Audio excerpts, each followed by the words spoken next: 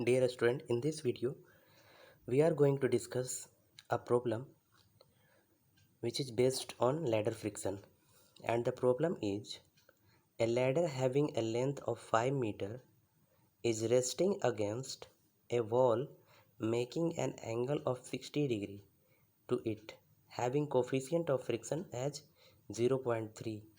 Calculate the horizontal force required to be applied at bottom end to avoid slipping of ladder. Weight of ladder is 300 Newton and floor is smooth. तो इस question में basically जो है हमें एक ladder दे रखा है जिसका लेंथ कितना है, 5 मीटर है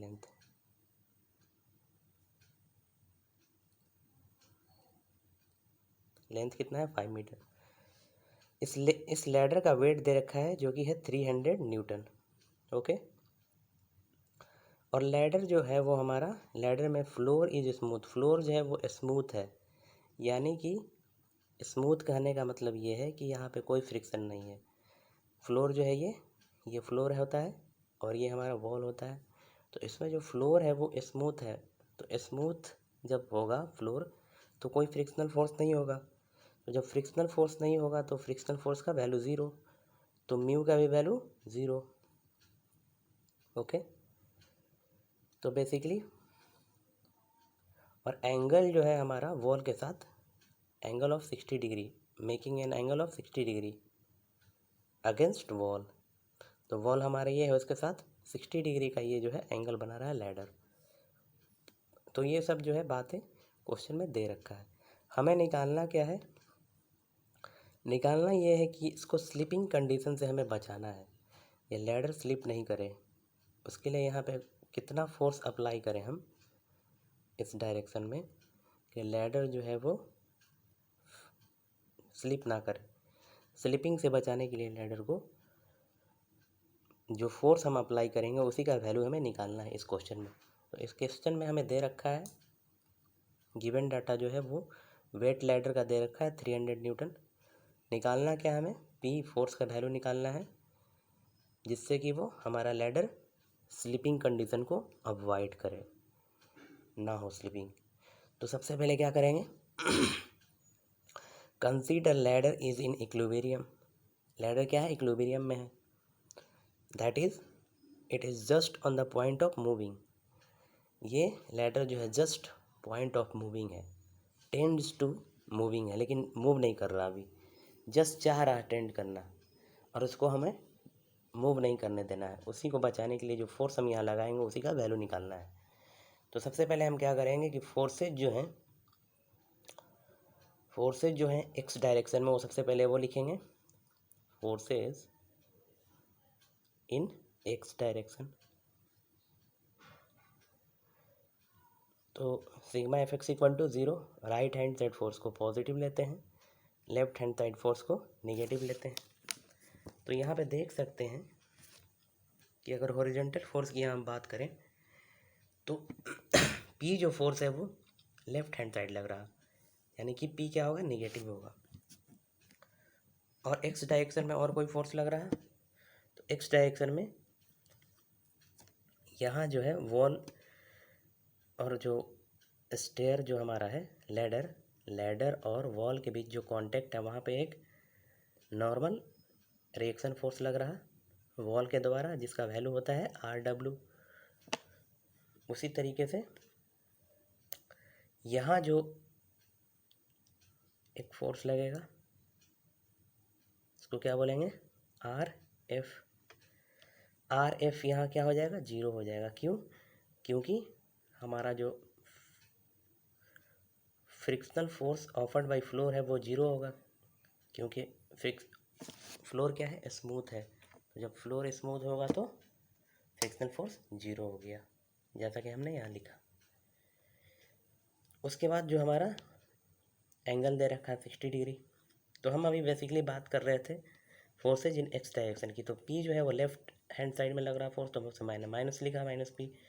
उसी तरीके से RW राइट हैंड डायरेक्शन में लग रहा था तो उसे हमने पॉजिटिव लिखा RW, और कोई एक्स डायरेक्शन में कोई फोर्स नहीं है तो इक्वल टू 0। अब यहाँ से जो P का वैल्यू आया वो हमें मिलता है P equal to R W. इसको हमने इक्वेशन 1 मान लिया। इसके बाद हम क्या करेंगे कि मोमेंट लेंगे, टेकिंग मोमेंट अबाउट, ये इस पॉइंट के अबाउट जो है, इस पॉइंट को हमने ए मान लिया है। चलो हम इसको ए मान लेते हैं। तो हम अब लिखेंगे टेकिंग मोमेंट अबाउट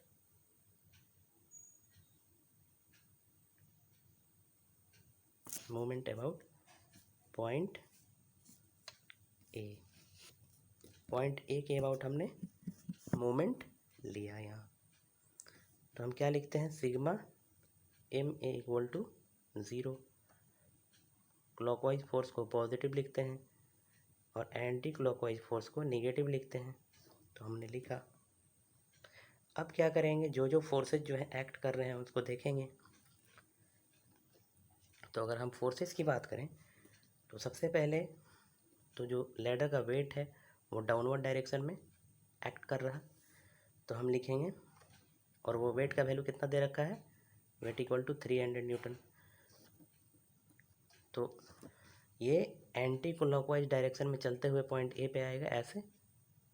तो -300 इंटू ये डिस्टेंस। तो ये डिस्टेंस निकालने के लिए हम क्या करेंगे, इस डिस्टेंस को निकालने के लिए हम क्या करेंगे कि जब ये 60 डिग्री होगा एंगल, तो ये भी कितना होगा, 60 डिग्री होगा। तो हम लिख सकते हैं यहाँ पे कि साइन 60 डिग्री इक्वल टू, ये मान लेते हैं पॉइंट ओ ए बाई इसका हाइपोटेनस। तो लैडर जो था वो टोटल 5 मीटर का था, तो उसका वेट मिडिल पे एक्ट करता है जैसा कि हम जानते हैं। तो यहाँ से यहाँ तक का डिस्टेंस कितना हो जाएगा, 2.5 मीटर। तो 2.5। अब यहाँ से अगर ओ ए की वैल्यू की बात करें तो ओ ए इक्वल टू क्या आ जाएगा, 2.5 इंटू साइन 60 डिग्री। तो हम लिख सकते हैं यहाँ मोमेंट निकालने में 300 माइनस इंटू 2.5 साइन 60 डिग्री। ये हुआ एक फोर्स। उसके अलावा जो अगला फोर्स है वो है हमारा आर डब्ल्यू। ये फोर्स आर डब्ल्यू ये कैसे आएगा, पॉइंट ए के पास ऐसे क्लॉकवाइज डायरेक्शन में चलते हुए। तो हम इसे पॉजिटिव लेंगे आर डब्ल्यू, और परपेंडिकुलर डिस्टेंस, ये वाला डिस्टेंस यहाँ से यहाँ तक, यही इसका परपेंडिकुलर डिस्टेंस होगा।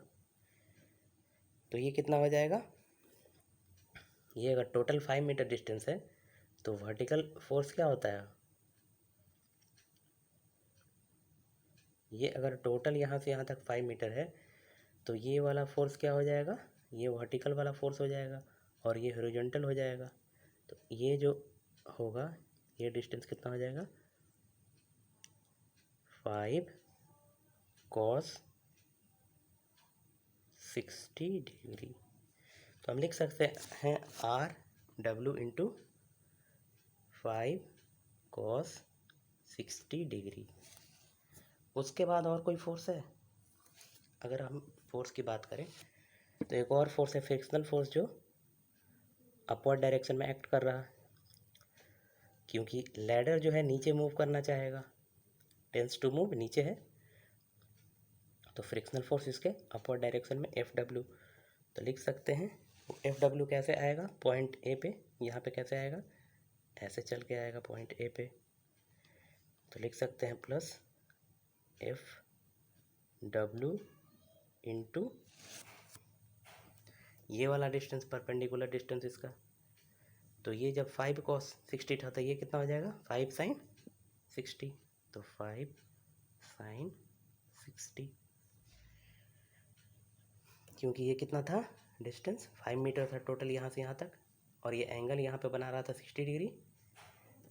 तो ये एक इधर डायरेक्शन में जो फोर्स होगा वो कितना हो जाएगा, 5 sin 60, वही जो हो इसके इक्वल होगा। और एक ये वाला जो है रिजॉल्व करेंगे तो एक ये डिस्टेंस 5 cos 60। तो हमने यहाँ लिखा 5 sin 60, ये वाला डिस्टेंस यहाँ से यहाँ तक का डिस्टेंस। और कोई फोर्स है नहीं, इक्वल टू 0। इसके बाद अगर हम कैलकुलेशन करते हैं तो हमें -300 इंटू 2.5 इंटू साइन 60 का वैल्यू हमें मिलता है -649.52। ओके,